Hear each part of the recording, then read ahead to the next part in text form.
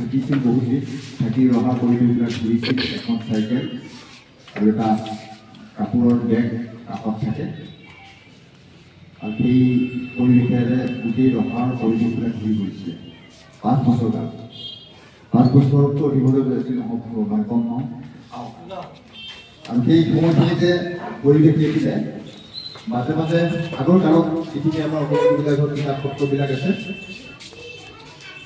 কিতাপ পত্ৰবিলাকত লিখা আছে এই কথাবিলাক এতিয়া মানে আপুনি মনত হয় যেতিয়া চাইকেল লৈ ঘূৰি ফুৰে লগত 2-4টা মানে তেখেততো সৰু ছাত্ৰ ছাত্ৰীৰ লেখিয়া ল'ৰা ছোৱালীক লগত লৈ যায় আৰু ঘূৰি ফুৰি পৰিৱেশবিলাক দেখে তেখেতে যায় ল'ৰা ছোৱালী শিকাবৰ কাৰণে কিবা ভাল শিকাবৰ কাৰণে আৰ্ট হওক অংক হওক বেছিকৈ অংক শিকাইছিলে তেতিয়া আৰু যেতিয়া দেখিছিলে সেইবিলাক শিকাবলৈ যিখন গাঁৱত যায় সেই ঘৰখনৰ সন্মুখতে কি কৰে শিক্ষক যুৱকবিলাকে কি কৰে তাছ খেলি থাকে তাছ পাইছে নহয় যোৱা বুলি ক'লে আপুনি বুজি পাইছোঁ যে তাছ খেলি থাকে গতিকে সেই পৰিৱেশবিলাক বিনষ্ট কৰিবৰ কাৰণে এটা শক্তিৰ প্ৰয়োজন বুলি অনুভৱ কৰি সেই তেতিয়াই 5 বছৰ কালৰ অভিজ্ঞতা সঞ্জীৱিত কৰি তেখেতৰ লগৰ বহু কেইজন আছে নাম এতিয়া নকওঁ মাৰ্চ মাহৰ অনুষ্ঠান আছে তাত কওঁ সেইসকলক লগ লাগি ৰহাৰ মাজমজিয়া আমাৰ সন্মুখত যি মঞ্চখন আছে মঞ্চখনত এটা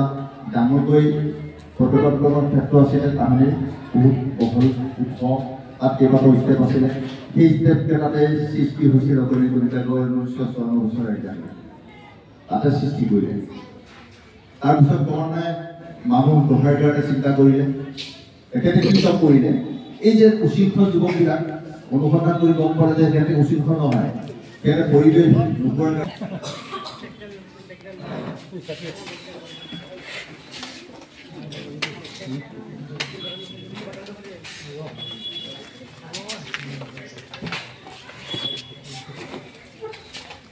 দিৱসৰ লগে লগে আৰু স্বয়ংসেনা কথা স্বয়ংসেনা আমি ইয়াত আহিবলৈ অনুৰোধ জনাইছোঁ আমাৰ অকণিবিলাকক এটি সমিতি আমি গৌৰৱ কৰিব পাৰোঁ আমাৰ লগতে থাকি সংবাদ মাধ্যমৰ লগত জড়িত হৈ সংবাদ বিলাওঁতে তেওঁ শব্দ সৰব বতাৰে বিভূষিত হ'বলৈ সক্ষম হ'ল গতিকে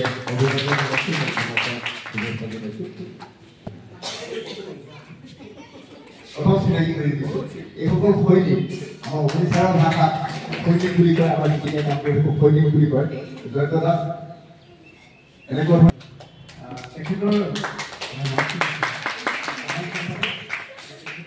আপোনালোকে কাম কৰি দেখিছে মানে কৰ্মই পৰিচয় আৰু তেনেকৈ পৰিচয় দিয়া কথা নাই দক্ষ এজন কৰ্মী আৰু ভাল মানে বক্তা ভাল মানে যেতিয়া আগবাঢ়িব পৰা এজন ব্যক্তি অকল ৰহাই নহয় অসমৰ বুলি ক'ব লাগিব আপুনি বিধায়কৰ অসমৰ প্ৰধান সম্পাদক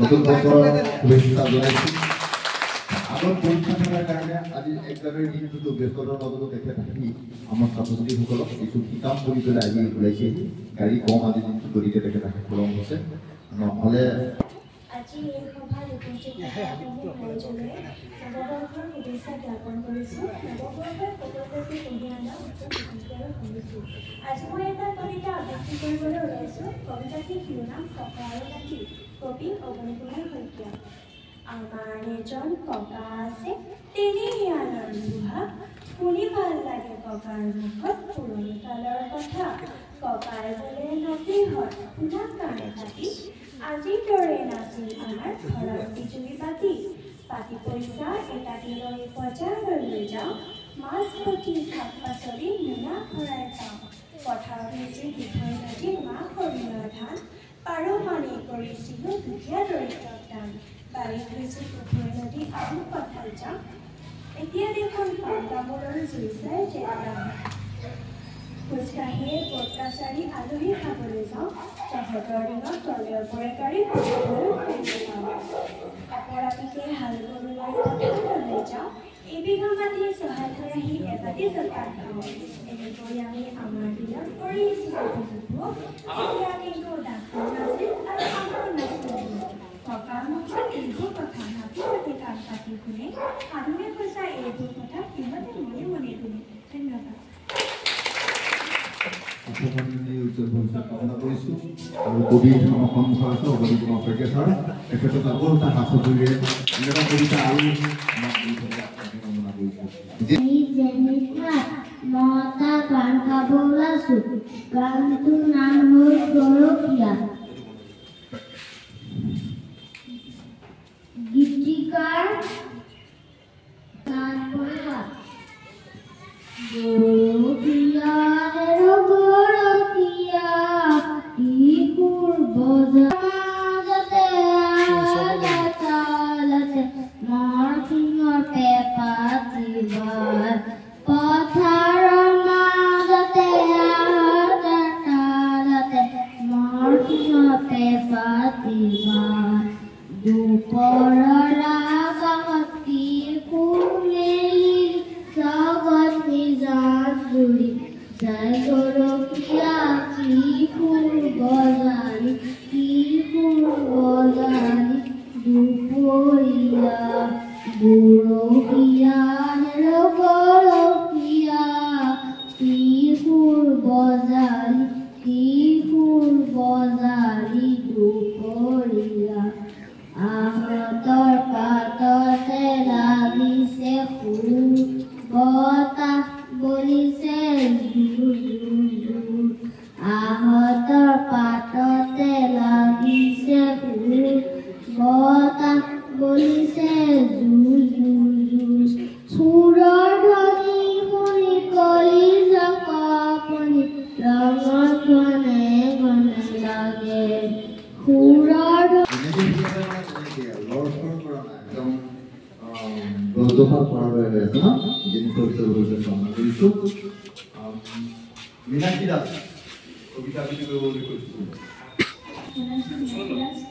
মই আজি কবিতা এটা আবৃত্তি কৰিবলৈ লৈছোঁ কবিতাটোৰ শিৰোনাম হৈছে ডাঙৰ ঘটনা কবি কেশৱ ভূঞা এদিন নিশা 12মান বজাত মাছবোৰ থাকোঁতে শুই শিৱসাগৰৰ বৰপুখুৰীত লাগিল হঠাতে জুই চাওঁতে চাওঁতে পুখুৰীৰ পানী জুয়ে ধৰিলে ছাতি আন্ধাৰ হৈ গ'ল গোটেই নগৰ নুমাল বিজুলী বাতি ভালেমান মাছ গছলৈ উঠি বহুত পৰিলে জুয়ে বহুতক নিশালৈ ভৰালে যিয়ে য'তে পাৰে সিয়ে নগৰৰ মানুহে মৰা মাছৰ পেট্ৰল আনিলে খুজি সেয়া ঢালিলে জুই নুমুৱালে দিলে ৰাতি খুচি মোৰ কথা যদি বিশ্বাস নকৰ নিজে অহা গৈ চাই বৰপুখুৰীৰ পানীবোৰ পুৰি চাই হৈ আছিলে নাই ধন্যবাদ মনে কৰিছোঁ কৃষ্ণলৈ আনিব আৰু পুনৰ মই এটা কবিতা আবৃত্তি কৰিবলৈ লৈছোঁ। কবিতাৰ শিৰোনাম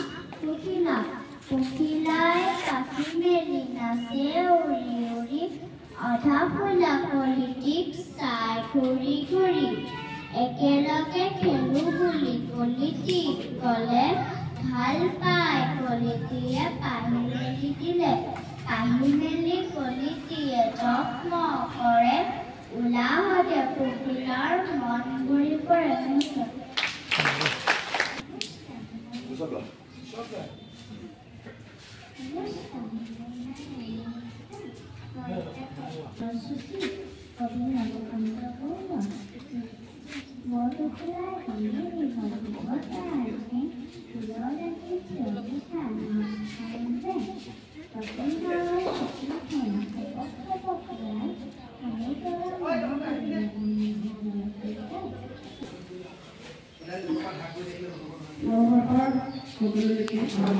শুভেচ্ছা জ্ঞাপন কৰিলোঁ।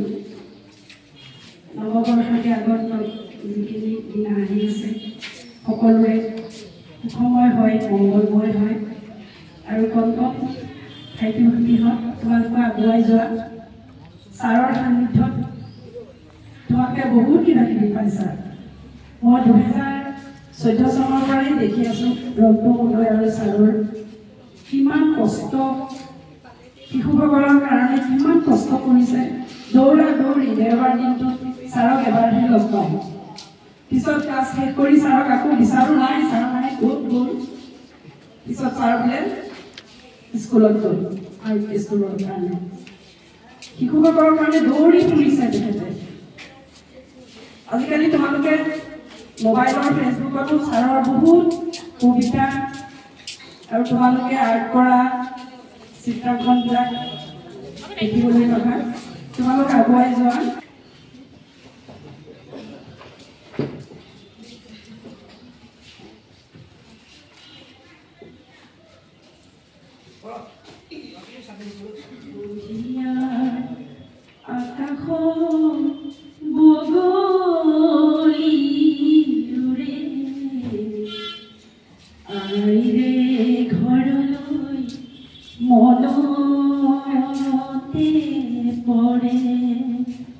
একেবাৰে বেয়া হৈ আছে দেই আমাৰটো।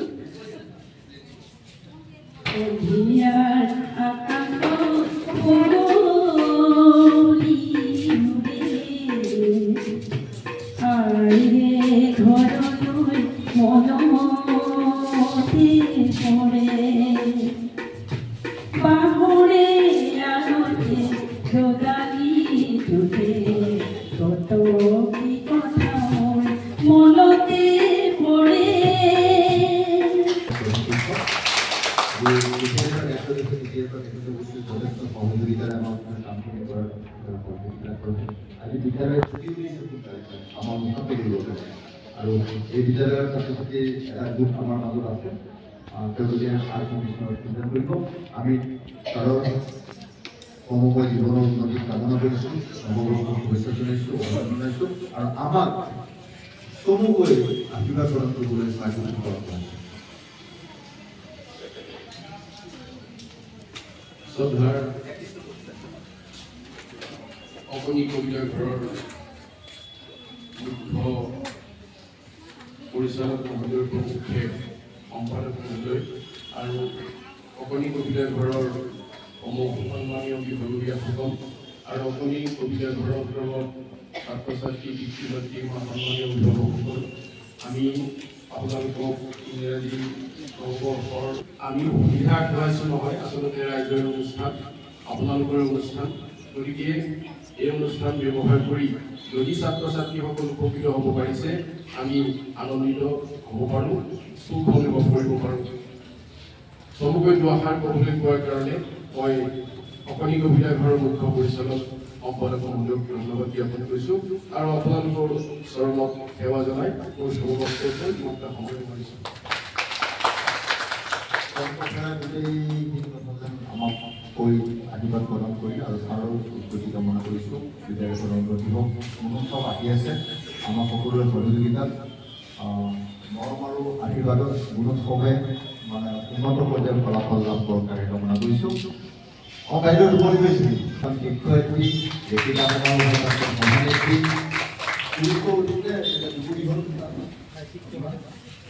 কিতাপ লিখা কিমান হ'ল যে দুগুৰি হ'ল।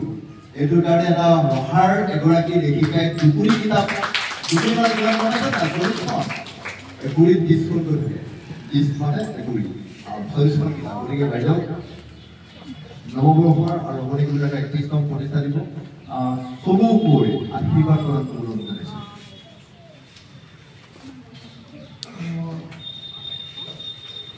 শ্ৰদ্ধাৰ অসমী কবিতাঘৰ পৰিচালক মহোদয় কৰ্মকৰ্তাসকল আৰু অসমী কবিতাঘৰত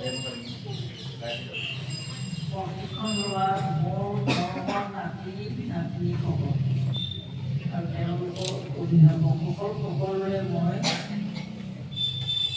ভৱিষ্যত উজ্জ্বল হওক বুলি মোৰ অন্তৰ পৰা আশীৰ্বাদ জনালোঁ। 31তম অসমী কবিতাঘৰ প্ৰতিষ্ঠা সৰস্বতী কবিতা আপোনালোক আটাইলৈ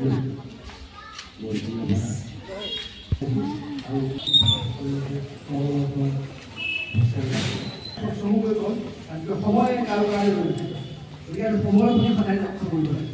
সেইকাৰণে চকু কৰিব অসমী কবিতাঘৰে অহা মানে 2025 বৰ্ষত কেইবাটাও অভিযান ল'ব। 12টা ভাষাত 12টা অভিযান অনুষ্ঠিত কৰিব শিশুসকলৰ মাজত শিশুসকলৰ কামত মানে বিকাশ হোৱাটো। তাৰ প্ৰথম যিটো অভিযান হ'ব সেইটো জানুৱাৰী মাহৰ 1 তাৰিখৰ পৰা আজিৰ পৰা আৰম্ভ হৈছে। ল'ৰা ছোৱালী আৰম্ভ কৰিছে আপোনালোকে বুজাই গম পাব। আৰু আমাক বুজাটো কৰিব চলিয়ে থাকে আমাৰ যে বনৌষধি গছৰ সৈতে বন্ধু বান্ধৱ। ইয়াৰ উদ্দেশ্য হ'ল বনৌষধি গছ আমাৰ ল'ৰা ছোৱালীয়ে চিনি পাব লাগিব। বনৌষধি গছৰ অবিহনে এই পৃথিৱী কেতিয়াও সুস্থ সবল হৈ থাকিব নোৱাৰে। অন্যান্য গছ লাগিব, জীৱ জন্তু লাগিব, বনৌষধি গছ লাগিব। গতিকে এই বিষয়ে আমি বিস্তৃতভাৱে পিছত আপোনালোকৰ ক্লাছত বহলাই ক'ম। এতিয়া সময় আমাৰ হৈছে চিত্ৰাংকন প্ৰতিযোগিতাত অংশগ্ৰহণ কৰিবলৈ বিভিন্ন ল'ৰা ছোৱালী আহিছে। গতিকে দীঘলীয়া নকৰোঁ, সকলোলৈকে নৱবৰ্ষৰ জনাই উদান দিৱস শুভেচ্ছা জনাই মই ইমানতে সামৰণি মাৰিছোঁ। ধন্যবাদ।